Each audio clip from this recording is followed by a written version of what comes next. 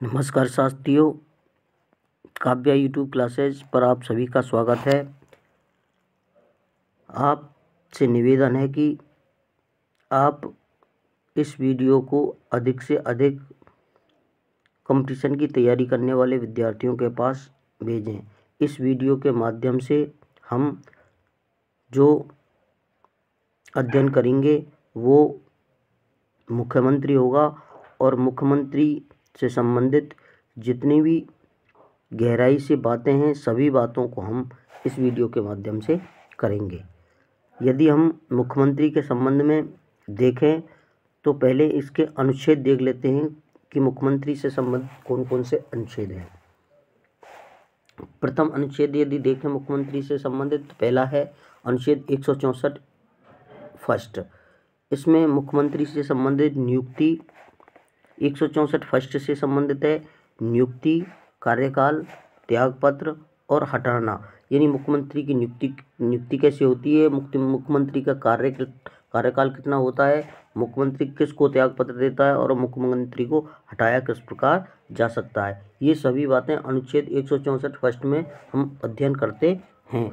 यदि हम 164 फर्स्ट क की बात करें, 164 फर्स्ट क की बात करें तो इसके अंतर्गत हम राज्य मंत्रिपरिषद के आकार के बारे में बात करेंगे। 164 फर्स्ट क के बारे में क में पढ़ेंगे जो राज्य का जो मंत्रिपरिषद होता है इसके आकार की निश्चितता के बारे में बात करेंगे कि इसका आकार कितना होता है। यदि हम अनुच्छेद 164 फर्स्ट ख की बात करें तो इसमें हम देखेंगे कि पहली बार राजनीतिक दल शब्द तथा इनकी निहरताओं के बारे में, अयोग्यताओं के बारे में बताया गया है। यह है 164 ख में, 164 ख में इसको बताया गया है। यदि अनुच्छेद 164 सेकंड हम देखें, दूसरा देखें तो इसमें राज्य मंत्रिपरिषद सामूहिक रूप से विधानसभा के प्रति उत्तरदायी होती है। ये याद रखना है कि जो राज्य मंत्रिपरिषद होता है वो सामूहिक रूप से विधानसभा के प्रति उत्तरदायी होती है। ये लिखा हुआ है 164 सेकंड में। यदि हम अनुच्छेद 163 थर्ड की बात करें तो इसमें शपथ से संबंधित प्रावधान है। याद हम ऐसे रख सकते हैं कि इसमें 3 है और शपथ में भी तीन ही अक्षर हैं। तो हम अनुच्छेद 163 थर्ड को याद रख सकते हैं कि इसमें मुख्यमंत्री और मंत्रियों की शपथ के बारे में बात की गई है। यदि हम अनुच्छेद 164 4 देखें तो इसमें बताया गया है कि यदि 6 माह तक राज्य विधानमंडल का सदस्य नहीं है तो वह मंत्री नहीं रहेगा। यदि कोई सदस्य मंत्री बन गया है और वह राज्य विधानमंडल यानी राज्य विधानमंडल के दो सदन होते हैं, एक तो विधानसभा एक विधान परिषद। यदि इनमें से विधानसभा या विधान परिषद में से 6 महीने तक वह किसी भी सदन का सदस्य नहीं हुआ है तो वह मंत्री नहीं रह सकता, यदि हम 164 5 की बात करें तो इसमें वेतन भत्ते के बारे में बात की गई है। अनुच्छेद 164 5 में वेतन भत्तों के बारे में बात की गई है। अब हम इन अनुच्छेदों को डिटेल से पढ़ेंगे, पूरी गहराई से पढ़ेंगे, एक एक शब्द अच्छी तरह देखेंगे। अनुच्छेद 164 फर्स्ट, इसमें मुख्यमंत्री व मंत्रियों की नियुक्ति। 164 फर्स्ट में मुख्यमंत्री व मंत्रियों की नियुक्ति, कार्यकाल, त्यागपत्र हटाने के संबंधित सभी प्रावधानों के बारे में जानकारी मिलती है। किसमें?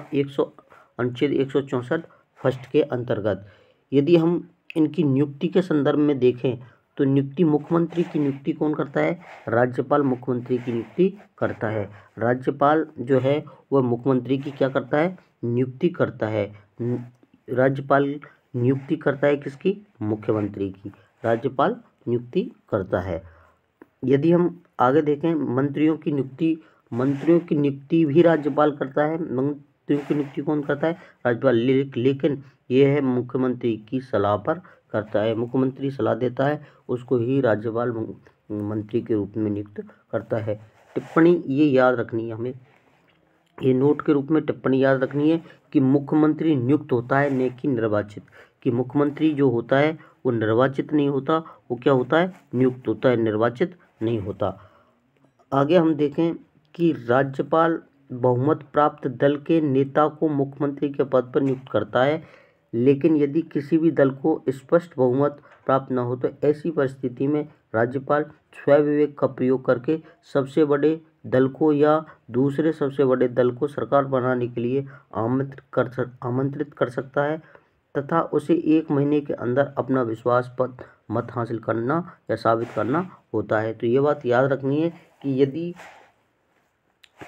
किसी भी दल को बहुमत प्राप्त नहीं हुआ तो यह राज्यपाल अपने स्वविवेक के आधार पर वह सबसे बड़े दल या दूसरे सबसे बड़े दल को सरकार बनाने के लिए आमंत्रित कर सकता है तथा यदि वह सरकार बना लेते हैं तो 1 महीने के अंदर ये बात हमको याद रखनी है कि 1 महीने के अंदर, जो 1 महीना है, 1 महीने के अंदर ही उनको क्या करनी है, 1 महीने के अंदर ही उनको अपना विश्वास मत हासिल करना है या विश्वास मत साबित करना है।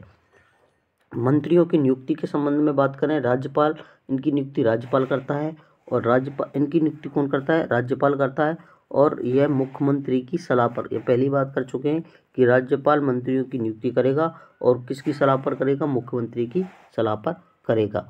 यदि हम आगे देखें, मंत्रियों का चयन मुख्यमंत्री करता है कि मंत्रियों का जो चयन है वह चयन तो मुख्यमंत्री करेगा। मंत्रियों का चयन कौन करेगा? मुख्यमंत्री। मंत्रियों का जो चयन तो मुख्यमंत्री करेगा लेकिन नियुक्त राज्यपाल करेगा। यदि इनके कार्यकाल की बात करें तो मुख्यमंत्री का कार्यकाल सामान्यतः 5 वर्ष होता है। ये सबको पता है कि मुख्यमंत्री का सामान्यतः कार्यकाल कितना होता है? 5 वर्ष होता है। लेकिन यह वर्ष कब से गणना की जाती है? जिस समय से पद ग्रहण करता है, कि जिस समय से वह पद ग्रहण करता है उसी समय से उसकी समय की गणना की जाती है। मंत्रियों का कार्यकाल भी कितना होता है? 5 वर्ष होता है। मंत्रियों का कार्यकाल भी 5 वर्ष होता है। यदि इनके त्यागपत्र की बात करें तो मुख्यमंत्री अपना त्यागपत्र राज्यपाल को देता है और मंत्री भी अपना त्यागपत्र किसको देते हैं? राज्यपाल को देते हैं। हटाने के संबंध में बात करें कि मुख्यमंत्री को हटाया किस प्रकार जाता है। मुख्यमंत्री को राज्यपाल द्वारा हटाया जाएगा। देखो, सभी काम राज्यपाल करेगा मुख्यमंत्री के संदर्भ में। जो केंद्र में राष्ट्रपति करता है वही सभी काम राज्य में राज्यपाल करता है। राज्यपाल मुख्यमंत्री को स्वविवेक के आधार पर नहीं हटा सकता। याद ये रखना है कि स्वविवेक से नहीं हटा सकता, अपनी मनमर्जी से राज्यपाल मुख्यमंत्री को नहीं हटा सकता। कुछ एक नियम है, उनके आधार पर मुख्यमंत्री को राज्यपाल हटा सकता है। राज्यपाल मुख्यमंत्री को तभी हटा सकता है जब इस प्रकार की स्थिति पैदा हो गई हो। नंबर दो स्थितियाँ हैं। पहली है इसमें मुख्यमंत्री का विधानसभा में बहुमत न रहा हो, अर्थात सत्ता पक्ष बहुमत साबित ना कर सके। जो सत्ता पक्ष है, जो मुख्यमंत्री है, वह पक्ष यदि अपना बहुमत साबित नहीं कर पाता है तो राज्यपाल मुख्यमंत्री को पद से हटा सकता है, हटा हुआ माना जाएगा। यदि विपक्ष द्वारा लाया गया अविश्वास प्रस्ताव है, यदि सदन में पारित हो जाता है तो सत्ता पक्ष की यानी मुख्यमंत्री की नैतिक जिम्मेदारी बन जाती है कि वह पद से त्यागपत्र दे, अन्यथा राज्यपाल उन्हें पद से हटा देगा। यदि विपक्ष अविश्वास प्रस्ताव लाया है सदन में और वह पारित हो जाता है तो सत्ता पक्ष की यह नैतिक जिम्मेदारी बन जाती है कि वह सरकार छोड़ दे, अपने पद से त्यागपत्र दे दे। यदि वह ऐसा नहीं करता है तो राज्यपाल उन्हें पद से हटा सकता है। आगे देखें तो जो मंत्रियों को राज्यपाल द्वारा हटाया जाता है, जो मंत्री हैं उनको राज्यपाल द्वारा हटाया जाता है और किसकी सलाह पर? मुख्यमंत्री की सलाह पर। देखो, नियुक्ति भी मुख्यमंत्री की सलाह पर करेगा राज्यपाल और हटाएगा भी राज्यपाल ही और मुख्यमंत्री की सलाह पर। किसको? मंत्रियों को।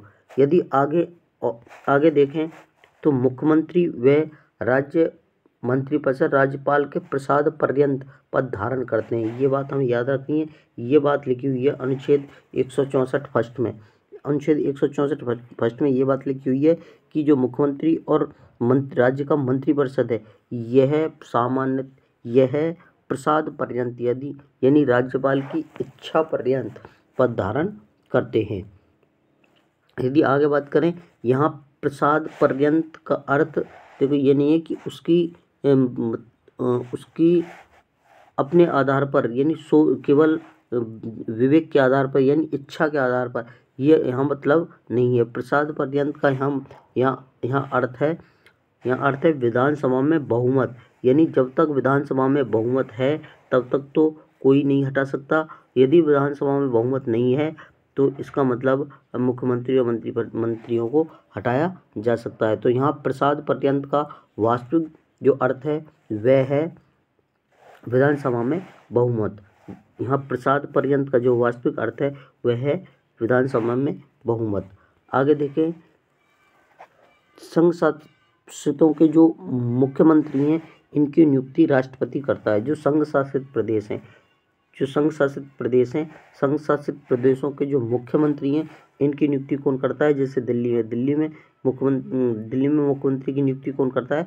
राष्ट्रपति करता है। जो संघ शासित प्रदेश हैं इनमें मुख्यमंत्रियों की नियुक्ति राष्ट्रपति करता है। मुख्यमंत्री का त्यागपत्र संपूर्ण मंत्रिपरिषद का त्यागपत्र माना जाएगा। देखो, यदि मुख्यमंत्री त्यागपत्र दे दे तो संपूर्ण जो मंत्रिपरिषद है उसका त्यागपत्र माना जाएगा। अनुच्छेद 164 फर्स्ट के इसे 91वें संविधान संशोधन 2003 द्वारा जोड़ा गया था। ध्यान ये रखना है कि ये 2003 से पहले ऐसा प्रावधान नहीं था जो अनुच्छेद क में दिए गए हैं। जो अनुच्छेद 164 फर्स्ट क में दिए गए हैं ये 2003 यानी 91वां संविधान संशोधन हुआ था, तब यह 164 फर्स्ट क जोड़ा गया था। यदि हम इसके तहत राज्य मंत्रिपरिषद का आकार निश्चित कर दिया जाता है। इसमें जो प्रावधान दिया गया है, इसमें यह प्रावधान दिया गया है कि राज्य का जो मंत्रिपरिषद है उसका आकार निश्चित किया गया था। 91वें संविधान संशोधन 2003 के द्वारा जो किया गया था। 164 फर्स्ट क में जो संविधान संशोधन किया गया था 2003 में जो संविधान संशोधन किया गया था उसमें यह निश्चित कर दिया गया था कि मंत्रिपरिषद का आकार कितना होना चाहिए। यदि हम इसके आगे देखें तो इसमें बताया गया था कि अधिकतम मुख्यमंत्री सहित और अधिकतम मंत्री यानी कुल जो कुल विधानसभा की सीटों का 15% हो सकता है। जैसे राजस्थान में कुल विधानसभा सीटें 200 हैं, इसका 15% कितना होगा? 30 होगा। इसका 15% कितना होगा? 30 होगा। यानी हम राजस्थान में एक मुख्यमंत्री और 29 मंत्री बना सकते हैं। यह प्रावधान 2003 से जो 91वां संविधान संशोधन हुआ था इसके अनुसार आया है।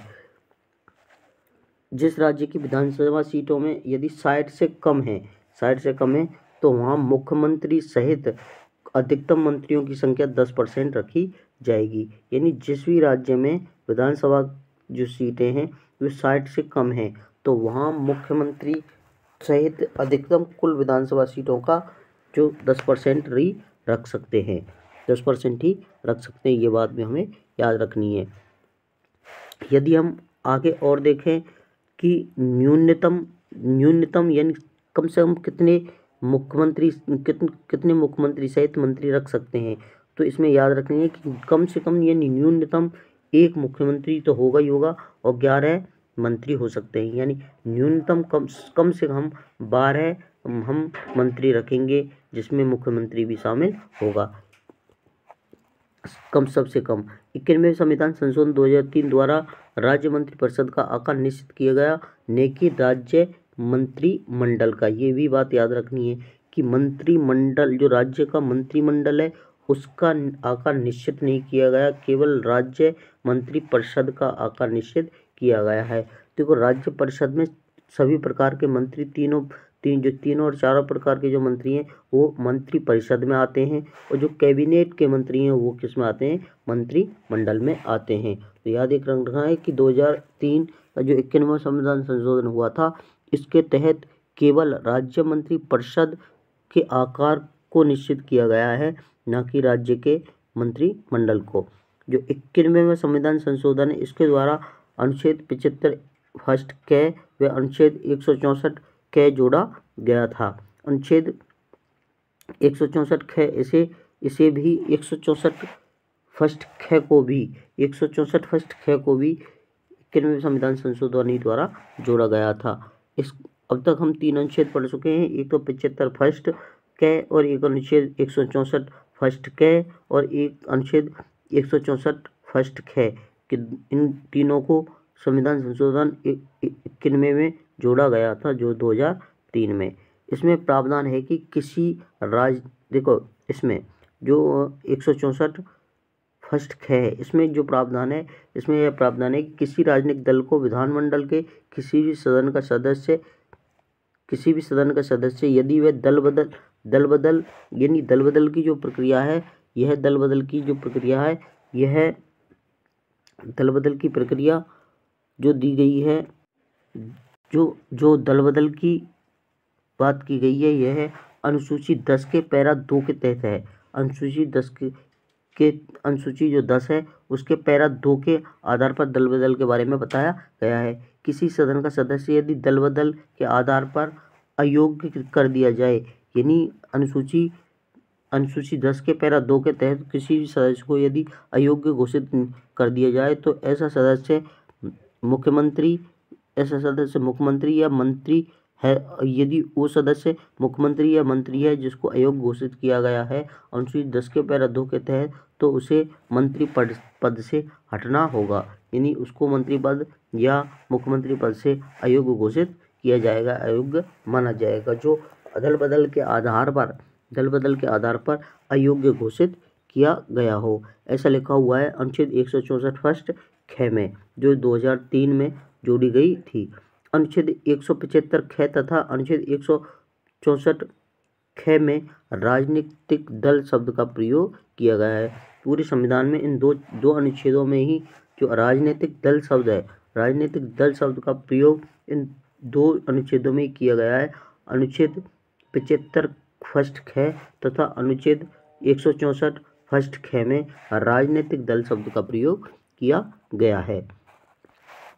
यदि आगे और देखें कि अनुच्छेद 164 सेकंड में मंत्रिपरिषद है सामूहिक रूप से विधानसभा के प्रति उत्तरदायी होता है। जो मंत्रिपरिषद है वह सामूहिक रूप से किसके प्रति होता है? किसके प्रति उत्तरदायी होता है?